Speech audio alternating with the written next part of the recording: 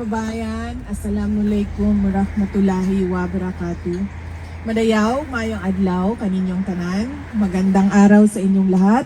Good day to everyone. Not a very good day in the Hague. No sun at all. I was wishing for sunshine today, but sadly the sun did not show up. I realized na I think we Filipinos get our sunshiny disposition from where we are in the world. No, it's a tropical country, and we get the sun 365 days a year. And yun din yung short chat namin kanina noong escort guard sa loob. Sabi niya, everything okay? And then I said, everything okay except the cold. And then he said, well, yes, this is their normal.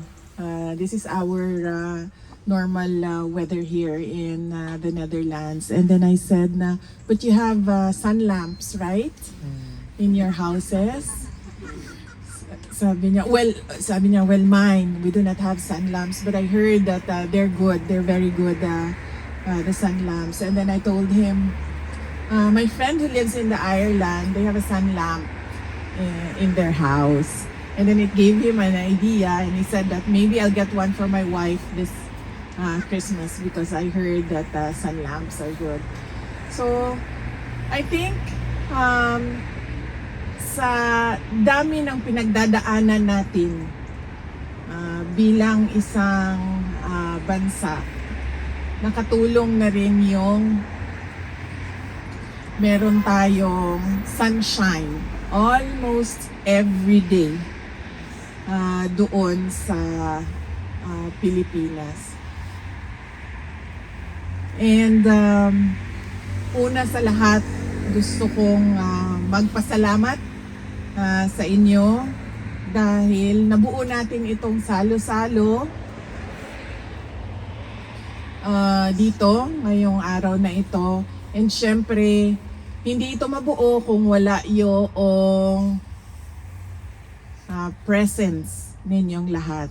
At ibig sabihin na nandito kayo, you took time out of your day to make it here and pray for former President Rodrigo Duterte, and of course celebrate the Christmas spirit with your fellow Filipinos. Marami sa inyo ang hindi tiga Hague, mga tiga ibang bansa dito sa Europe. Some travel 200 kilometers, some travel 7 hours in a bus, no? Na napakahirap dahil ano yung paa mo? Hindi ma-stretch yung paa mo for 7 hours. And meron sa inyo may trabaho, pero dinala yung trabaho dito ngayon sa ating salo-salo. So iba-iba yung sitwasyon, pero everybody made time for former President Rodrigo Duterte, and we as member of the family, I would like to thank you all for your effort and for your passion to show the world your support to President Rodrigo Duterte. Ang pangalawa ay ang mensahe ko para sa inyong lahat ngayong Pasko.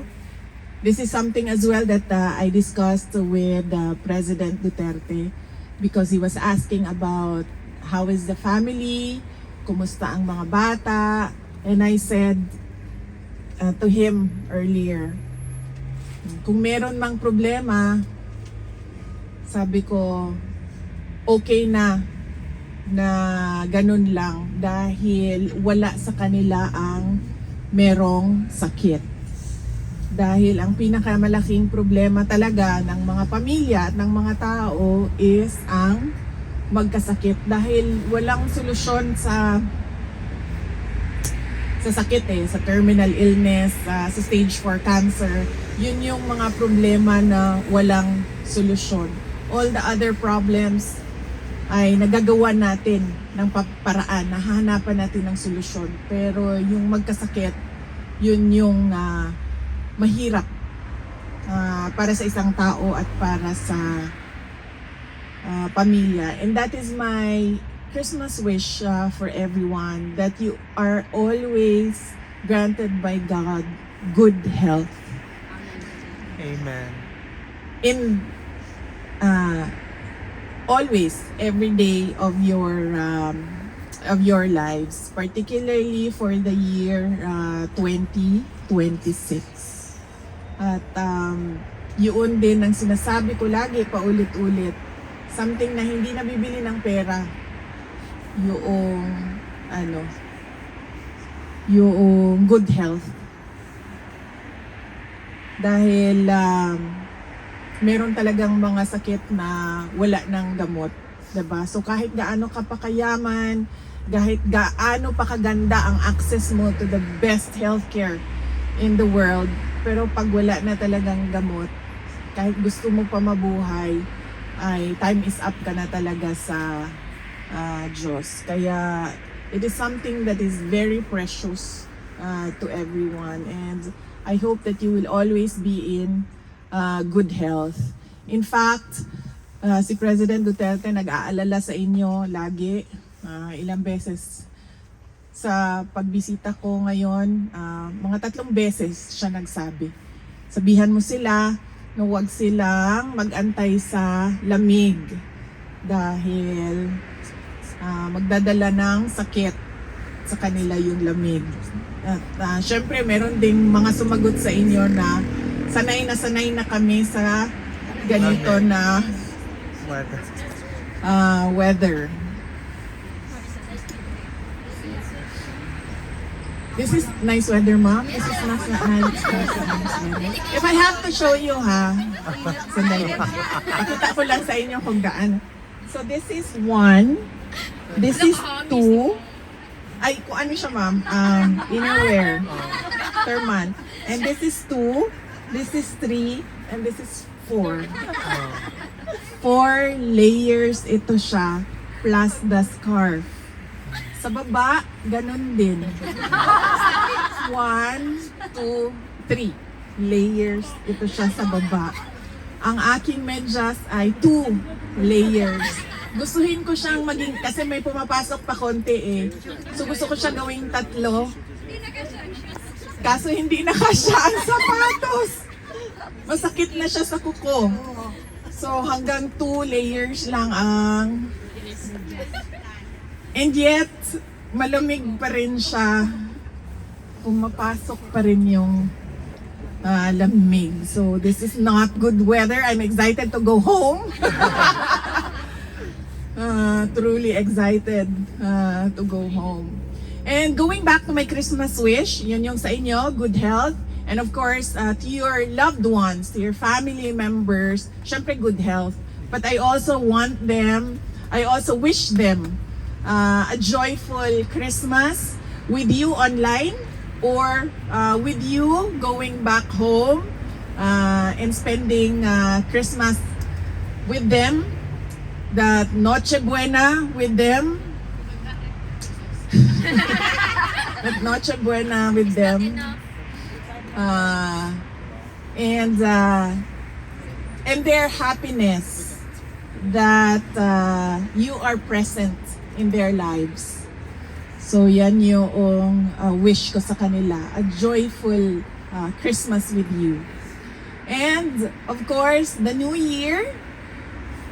You know, when we ring in the New Year, we are always filled with hope that the New Year will bring better things than the previous year. That is why, 'di ba, meron tayo laging New Year's wish and New Year's resolutions, thinking na merong magbabago sa taon na yon. But we should always pray to God that it will happen for our country. A better 2026 for the Philippines. Kanina, our prayers are for President Rodrigo Duterte. I think we should also pause and pray for our country that it will become peaceful and prosperous soon. And we pray for our fellow Filipinos, for the dead, the dying, and the sick. May they be granted blessings just like how God gives us blessings every day. And finally, from President Duterte, meron siyang message kanina. Ang sabi lang niya, para sa inyong lahat, nandito kami, meaning siya, ako, at yung iba pang mga kapamilya namin, nandito kami so as long as gusto pa kami ng tao. Yes! Hindi kami, sabi niya, hindi kami mamimilit kung ano yung gusto ng taong bayan. For life na. So We yan pray yung, na ma-presidente ako. and of course from myself, I thank you for your continued support. Alam nyo, I am truly blessed as a politician kasi kahit anong paninira ng mga kalaban sa akin, nandyan pa rin yung taong bayan. Yes! The trust is still there. The supporters from 2015, from 2016, from 2019, from 2022, nandyan pa rin kayo. At hindi kayo, and then you know how to discern ano yung paninira at ano yung katotohanan. And for that, I am truly blessed.